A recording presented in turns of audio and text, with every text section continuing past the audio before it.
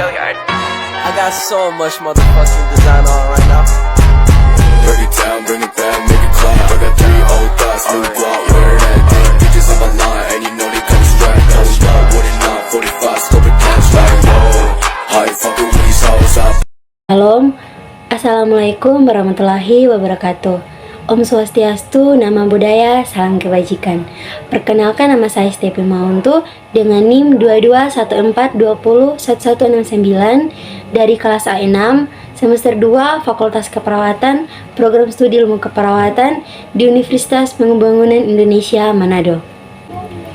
Video ini dibuat bertujuan untuk memenuhi tugas mata kuliah komputer dasar oleh dosen pengampu Enci Mary Meinitaju ST MKom. Di saat ini saya akan membahas materi mengenai komputer, yaitu software, hardware, dan brainware. Komputer adalah sekelompok alat elektronik yang terdiri atas perintah input, alat yang mengolah input, dan peralatan output yang memberikan informasi serta bekerja secara otomatis. Untuk mewujudkan konsepsi komputer sebagai pengolah data agar menghasilkan suatu informasi, maka diperlukan sistem komputer yang elemennya terdiri dari hardware, software, dan brainware. Hardware adalah segala komponen dari sebuah komputer yang sifatnya bisa dilihat secara kasat mata dan bisa diraba secara langsung. Dengan kata lain, hardware merupakan komponen yang memiliki bentuk nyata.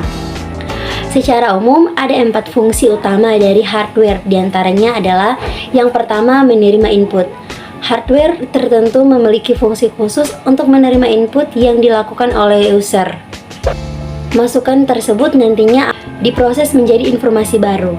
Yang kedua, mengolah data atau informasi setelah menerima masukan atau input. Beberapa hardware memiliki fungsi khusus untuk mengolah atau memproses input tersebut menjadi informasi baru. Yang ketiga, memberikan output.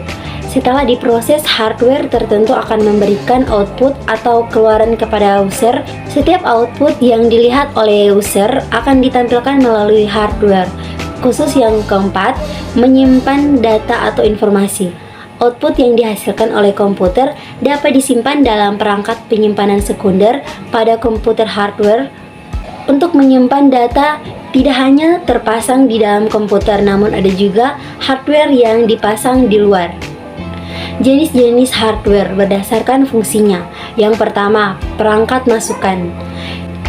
Keyboard computer input device adalah hardware atau perangkat keras yang berfungsi untuk memasukkan data atau informasi ke komputer. Yang kedua, perangkat pemrosesan. Process device adalah perangkat komputer yang berfungsi untuk mengolah atau memproses berbagai data dan informasi yang dimasukkan ke dalam komputer.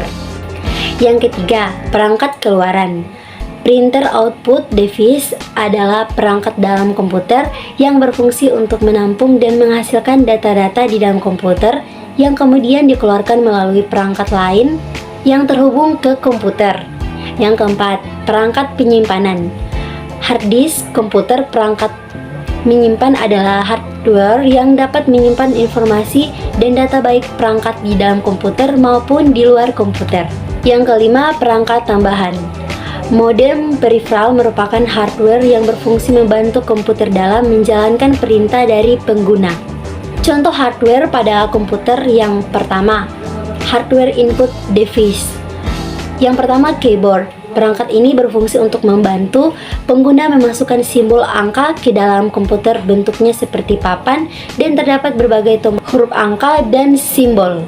Yang kedua, mouse. Perangkat yang berfungsi untuk menggerakkan kursor pada layar komputer dan memudahkan memilih menu yang ada di komputer. Dan yang ketiga, scanner. Hardware ini berperan untuk mengubah dokumen hard copy menjadi soft copy. Perangkat keras ini sangat penting untuk mengarsipkan dokumen-dokumen yang sudah dibunuhi stempel dan tanda tangan. 2. Hardware process device. Yang pertama, CPU.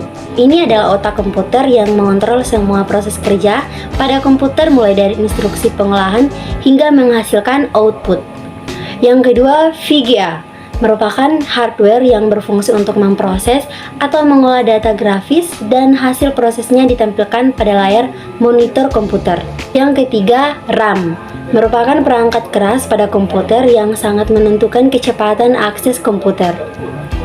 Ketiga, hardware output device. Pertama, monitor. Mengacu dari pengertian hardware, maka seringkali yang terlintas pertama kali dalam benak itu adalah komponen monitor. Monitor merupakan komponen primer yang harus memiliki setiap perusahaan untuk melakukan berbagai pekerjaan yang berhubungan dengan data dan dokumen.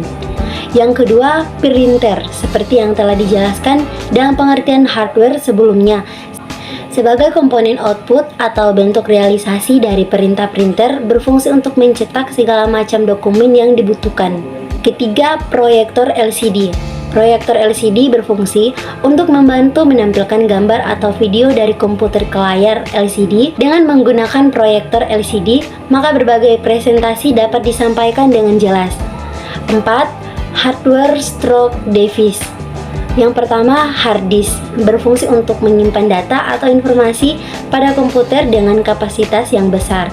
Selain di dalam komputer, hard disk saat ini ada juga bentuknya portable atau sering disebut dengan hard disk eksternal.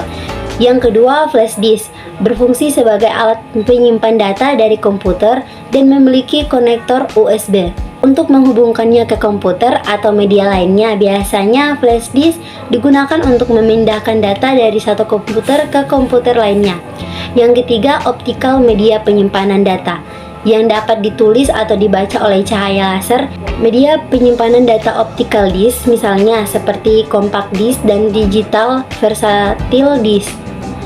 5. Hardware peripheral, yaitu ada modem. Modem ini adalah hardware yang berfungsi sebagai alat komunikasi yang dapat mengubah sinyal digital menjadi sinyal analog ataupun sebaliknya. Modem dapat memungkinkan komputer terhubung ke internet. Software. Software atau perangkat lunak adalah suatu bagian dari sistem komputer yang tidak memiliki wujud fisik dan tidak terlihat, karena merupakan sekumpulan data elektronik yang disimpan dan diatur oleh komputer berupa program yang dapat menjalankan suatu perintah. Software dan beberapa fungsinya. Pada dasarnya, fungsi utama software adalah untuk membuat sebuah komputer dapat menjalankan perintah dari user. Mengacu pada pengertian software yang dijelaskan di atas, adapun beberapa fungsi software adalah sebagai berikut. Yang pertama, menyediakan fungsi dasar dari sebuah komputer, sehingga dapat dioperasikan, misalnya ketersediaan sistem operasi dan sistem pendukung pada komputer. Yang kedua, mengatur setiap hardware yang ada pada komputer sehingga dapat bekerja secara simulan. Ketiga, menjadi penghubung antara beberapa perangkat lunak lainnya dengan hardware yang ada pada komputer. Keempat, perangkat lunak juga berfungsi sebagai penerjemah suatu perintah software lainnya ke dalam bahasa mesin, sehingga dapat dimengerti oleh hardware. Kelima, software juga dapat mengidentifikasi suatu program yang ada pada sebuah komputer. Contoh software pada komputer.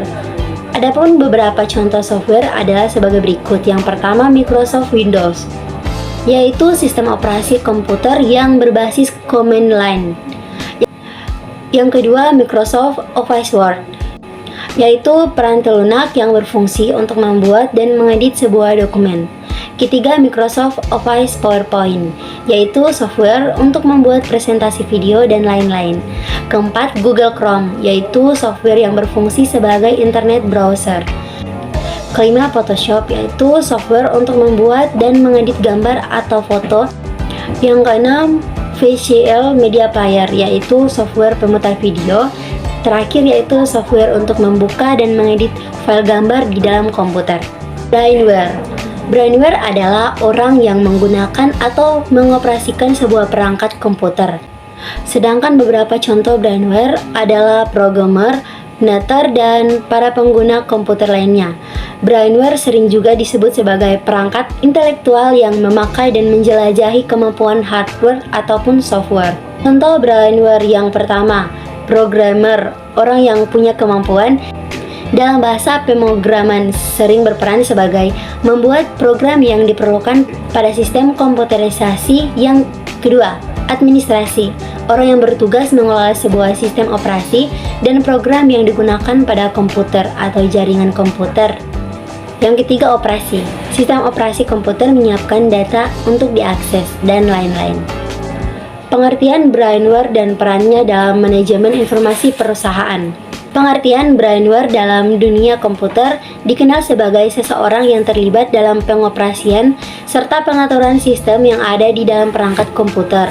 Namun dalam dunia bisnis dan pengembangan perusahaan, brainware adalah seseorang maupun sekelompok orang yang memiliki kemampuan intelektual untuk mengeksplorasi jaringan sistem informasi manajemen secara umum. Brainware dalam sistem informasi manajemen bisnis diperlukan untuk menghasilkan informasi yang berguna untuk kelangsungan organisasi atau perusahaan dalam hal kompetisi. Hal ini karena sistem informasi memainkan peranan penting dalam menghadapi persaingan bebas.